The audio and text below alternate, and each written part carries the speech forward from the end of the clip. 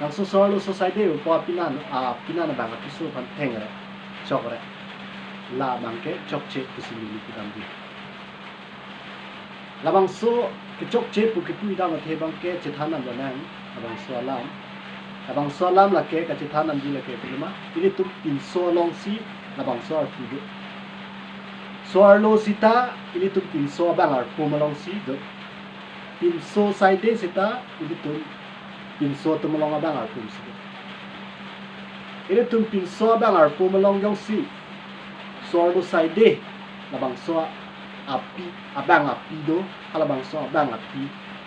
puso ka chiplang halabang so api yong si ini tu mabang ar pumalong yong si soarlo side pin so tu malong soarlo side pulutang te lake hola dak kedam jistame alu solong kedam jistame ke chupathe dam jistame lake sorlo no atema all in all ke ini pin solong si labang so kedo aposi nang itu mabang putin stame lake mithanga chor phan chipanuri sorlo society pura nang mithanga chor phan chipanuri lape nang mithanga chor phan arenga hu kasuri labang so per jok nang itu chipatong tor lake nang limit hang nang lipin so bang ar pumalong si already soarlo society api masi lake arlo society punar posi lake nang lilong ke nang li chor ke oso nang pathe ke anutil ta soarlo society ko tema nang li bang ar pumalong si soarlo society labang so bi hal bang so pi ke nang li bang ar pumalong si soarlo society posi hala nang li piso so chupathe stame soarlo so si amahang nang tek bang kep sitame nang libang ar punyong si bang kep soarlo so apido pulo nang te soarlo so apita bang kep sian hang nang tek naten sopin so sitame nang libang ar pumolong bang kep sopin so do bite sopin so ta bang kep sian hang nang tek nas ini tu inang sombo nang so sopin so side nang so soarlo so side pura ini tu ma chor phan chipatong tot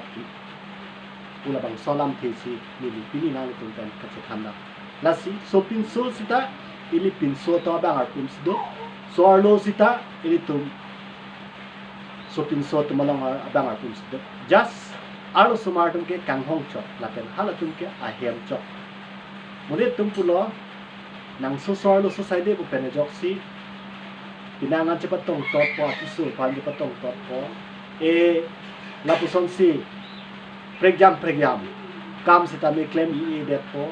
apiso pan kampa dukre lake lapuson ke hino lasi sopin so pusita ilitum pisopin so to bang arpum sido sorlo so pusita me ilitum sopin so along abang arpum sido lasi nang litum abang putin stame labang solam chini nampen nang litum lasi klardak pen nili labang solam nang litum aphan labang so YouTube channel Dr. Sexy YouTube channel kelang rato anpan klardak pen labang solam nang litum aphan kanto chini pon